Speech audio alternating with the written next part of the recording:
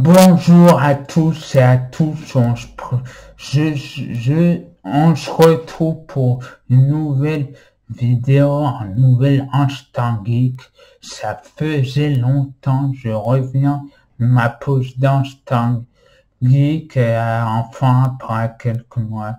Attention, c'est une pause, c'est une pause, se rend de la pause, mais ça va être une rentrée irrégulière parce que oui, je vais faire les jeux maintenant par chaque fois que je finirai un jeu, je ferai un nouvel Instant Geek. Bref, mais ce jeu que je vais vous présenter s'appelle Crash Bandicoot.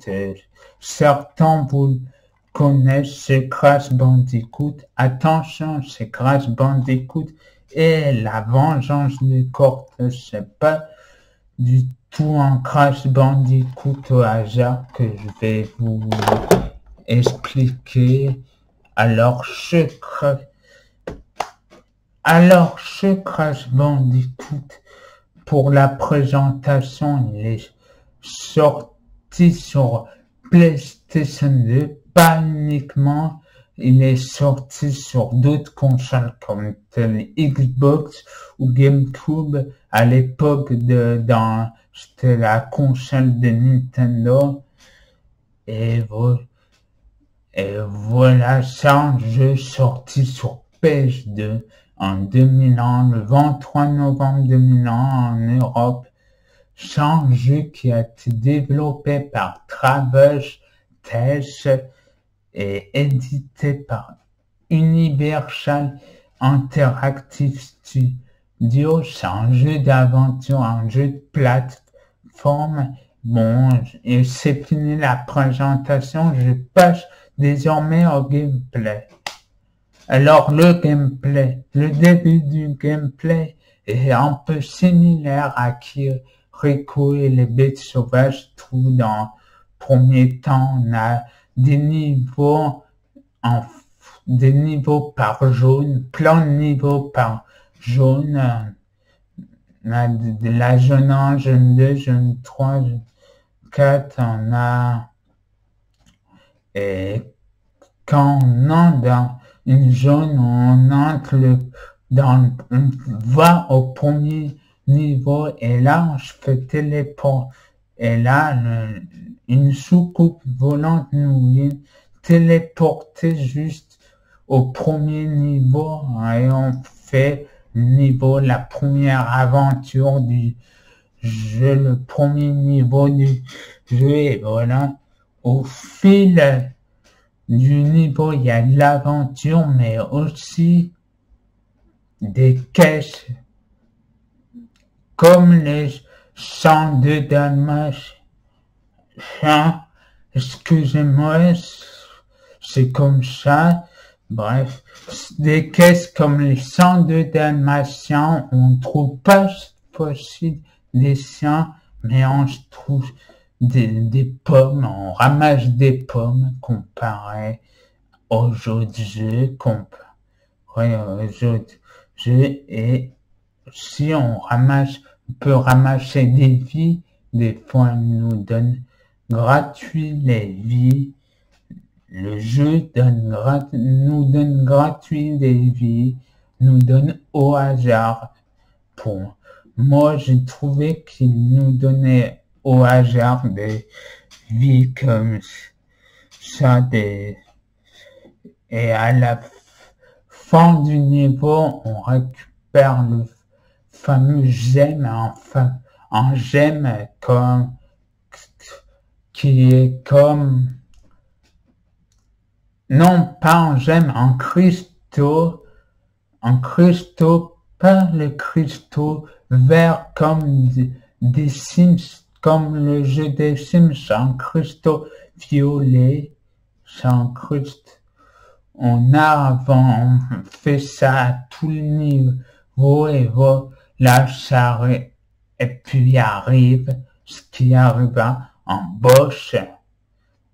En boss, on doit affronter quelqu'un à la fin de la zone, ça me pensez au sang de Dalmatien quand on doit battre ceci, quand on doit battre ceci dans le jeu, on doit battre comme ça.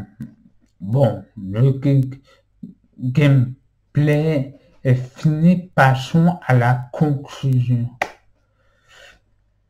La conclusion, c'est un jeu qui est pour moi bourré d'aventure, oui, bourré d'aventure, qui est une vraie aventure avec des vrais obstacles, des fois on peut galérer, on a des vraies difficultés, mais c'est une vraie aventure, c'est pas trop facile ni trop difficile, c'est entre les deux, c'est très coloré, les niveaux sont bien variés avec des paysages variés comme à la mer ou comme à la mer ou à la montagne ou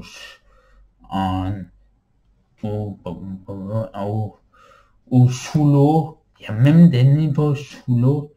Et ah merde, j'ai oublié de dire dans la possibilité, la grande possibilité de jouer un personnage féminin, c'est vrai, ça peut-être pour dénoncer le sexisme, mais c'est vrai, c'est bien une héroïne parce qu'un héros, c'est tout le temps comme tout le temps, normalement, c'est tout le temps le garçon qui doit se battre, la fille qui doit pas s'aventurer.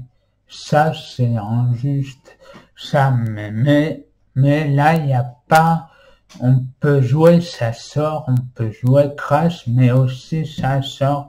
C'est vraiment bien que c'est cette aventure. Malheureusement, par faute de carte mémoire, en plus deux fois, une fois, j'ai fait une mauvaise manip quand j'ai perdu, quand on a perdu, ça s'affiche en menu si vous voulez continuer l'aventure ou quitter. J'ai fait quitter et il n'y avait pas de carte mémoire. Une mauvaise manip qui m'a coûté à refaire toute l'aventure à zéro. Et enfin, une deuxième fois, j'ai voulu rattraper mon retard. J'ai finalement rattrapé mon retard, mais au bout de quelques niveaux, quelqu'un a éteint ma PS2 et voilà,